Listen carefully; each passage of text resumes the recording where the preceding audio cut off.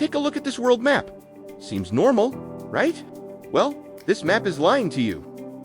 For starters, Greenland looks about the same size as Africa. In reality, Africa is over 14 times larger. And that's just the beginning. The map hanging in your classroom, the one in every atlas, the one you've probably used your whole life, isn't really the world. It's a projection, a version of Earth forced onto flat paper. But, of course, maps don't lie because they're evil. The real reason is simple. Earth is round, paper is flat, and somebody has to make them work together. And that's where all the trouble starts.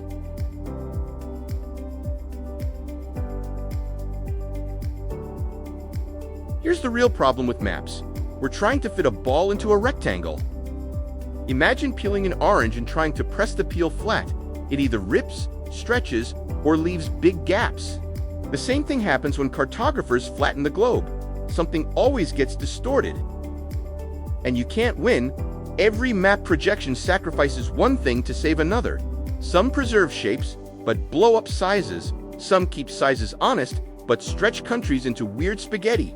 Others keep distance or direction reliable, but bend everything else out of shape. In other words, you can pick which lie you prefer, but you can't avoid lying altogether.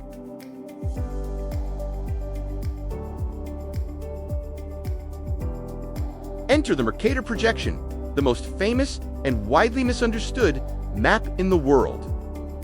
Created in 1569 by Gerardus Mercator, it was designed for sailors, not students. The genius of Mercator's map is that it preserves direction perfectly. North is always up, south is down, east and west are side to side. Even diagonals work. Northeast is always a perfect 45 line. That made it revolutionary for navigation. A sailor could draw a straight line across the ocean, follow that compass heading, and actually get where they wanted to go. No other projection can do that. The problem, to keep directions accurate, it has to stretch everything else. The further you move from the equator, the bigger countries look. Which is why Greenland balloons into the size of Africa, Europe looks supersized, and Russia and Canada sprawl across half the map like giants. And yet, the Mercator stuck around. Not just in classrooms, but even in your pocket today. Google Maps uses Mercator projection. Why? Because when you zoom in on your neighborhood, Mercator's distortions basically disappear, and the directions stay neat and consistent.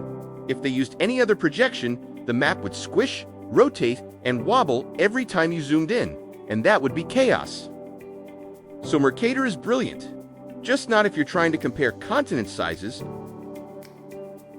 because the result is a map that makes the global north look huge and the global south look smaller than it really is.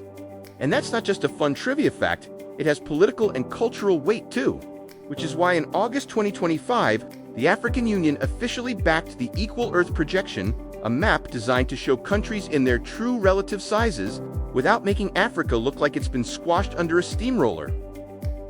For the African Union, it's more than cartography, it's about representation. On Mercator, Africa looks diminished. On Equal Earth, it takes its rightful place as the second largest continent. That shift matters when you're talking about identity, pride, and global influence. What is Equal Earth? It's a newer projection created in 2018, with a simple goal to keep areas realistic while still looking natural to the eye.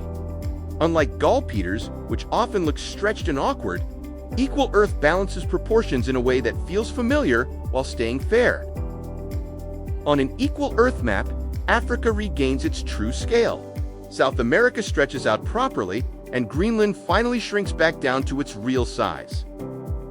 It's a reminder that maps aren't neutral. They shape how we see the world, and whose importance we exaggerate or minimize.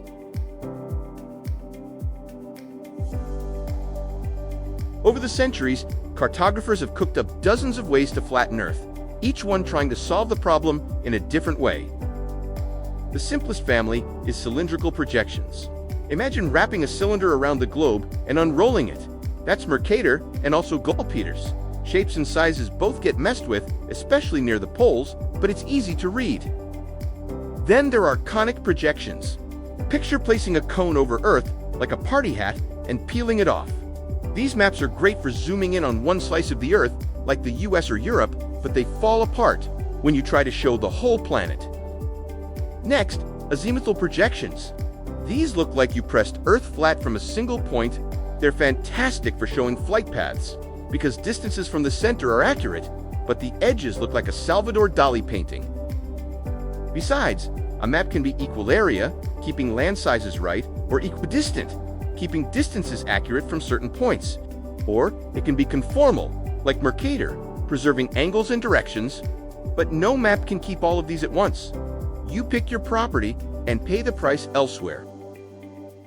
So every map solves one problem and breaks another, which is why Mercator, for all its flaws, never really went away.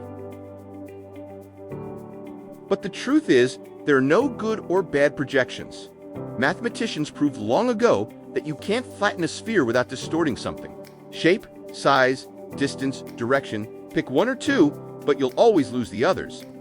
That's why there are hundreds of map projections, each one solving a different problem but introducing distortions of its own. Maps don't lie because cartographers are evil masterminds. They lie because our planet is round and stubborn.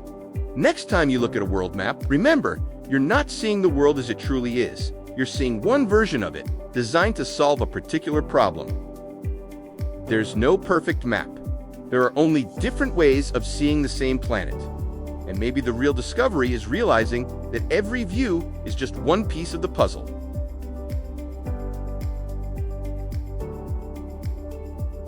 So what do you think? Should Mercator finally be retired, or is it still the Map King? Drop your thoughts in the comments and tell us which projection you'd hang on your wall. And if you enjoyed uncovering the truth about maps, don't forget to like the video and join the Fact Finders Collective for more strange truths about the world we thought we knew.